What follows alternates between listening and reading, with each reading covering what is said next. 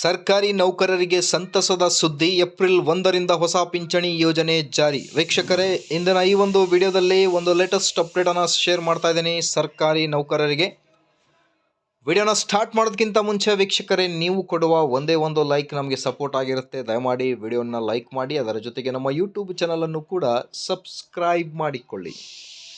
April 1ರಿಂದ ಹೊಸ ಪಿಂಚಣಿ ಯೋಜನೆ ಜಾರಿ ಅನ್ನೋದ್ರ ಬಗ್ಗೆ ಒಂದು ಬ್ರೇಕಿಂಗ್ ಅಪ್ಡೇಟ್ ಏನಿದೆ ಮಾಹಿತಿ ಅಂತ ನೋಡ್ತಾ ಬರೋಣ. ಅದರ ಜೊತೆಗೆ ಕರ್ನಾಟಕ ರಾಜ್ಯ ಸರ್ಕಾರಿ ನೌಕರರ ಹಳೆ ಪಿಂಚಣಿ ಯೋಜನೆಗಳ ಕುರಿತು ಬಹಳಷ್ಟು ಚರ್ಚೆಗಳು ಕೂಡ ನಡೀತಾ ಇವೆ.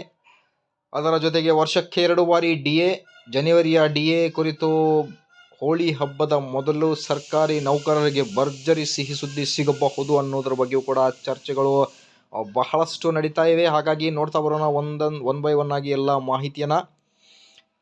ಲೈನ್ನಲ್ಲಿನೇ ವಿಡಿಯೋವನ್ನು ಕಂಪ್ಲೀಟಾಗಿ ವಾಚ್ ಮಾಡಿ ವೀಕ್ಷಕರೇ.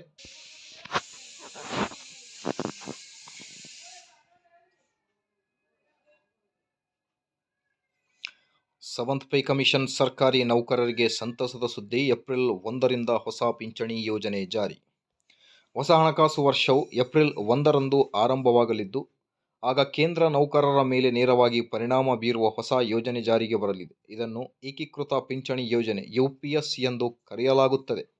ಇದನ್ನು ಕಳೆದ ವರ್ಷ ಪರಿಚಯಿಸಲಾಗಿದ್ದು, ಏಪ್ರಿಲ್ 1, 2025ರಿಂದ ಜಾರಿಗೆ ತರಲು ನಿರ್ಧರಿಸಲಾಗಿದೆ. ಈ ಯೋಜನೆಯು ಕೇಂದ್ರ ನೌಕರರಿಗೆ ರಾಷ್ಟ್ರೀಯ ಪಿಂಚಣಿ ಯೋಜನೆ NPS ಮತ್ತು ಏಕೀಕೃತ ಪಿಂಚಣಿ ಯೋಜನೆ UPS ನಡುವೆ ಆಯ್ಕೆ ಮಾಡಲು ಅವಕಾಶ ನೀಡುತ್ತದೆ. UPS ಸರ್ಕಾರಿ ನೌಕರರಿಗೆ ಪಿಂಚಣಿ ಖಾತರಿ ನೀಡುತ್ತದೆ. ಕನಿಷ್ಠ 25 ವರ್ಷಗಳ ಕಾಲ ಕೆಲಸ ಮಾಡಿದವರು ನಿವೃತ್ತಿ ಹೊಂದುವ ಮೊದಲು ಕಳೆದ 12 ತಿಂಗಳಿಂದ ಅವರ ಸರಾಸರಿ ಮೂಲ ವೇತನದ 50%ಗೆ ಸಮಾನವಾದ ಪಿಂಚಣಿಯನ್ನು ಪಡೆಯುತ್ತಾರೆ. 25 ವರ್ಷಗಳಿಂದ ಕಡಿಮೆ ಸೇವೆಯನ್ನು ಹೊಂದಿರುವ ಉದ್ಯೋಗಿಗಳ ಪಿಂಚಣಿಯನ್ನು ಅವರ ಅಧಿಕಾರಾವಧಿ ಆಧಾರದ ಮೇಲೆ ಲೆಕ್ಕ ಹಾಕಲಾಗುತ್ತದೆ. ಕನಿಷ್ಠ 10 ವರ್ಷ ಸೇವೆ ಅವಶ್ಯಕತೆ ಇದೆ ಅಂತ ಹೇಳ್ತಾ ಇದ್ದಾರೆ.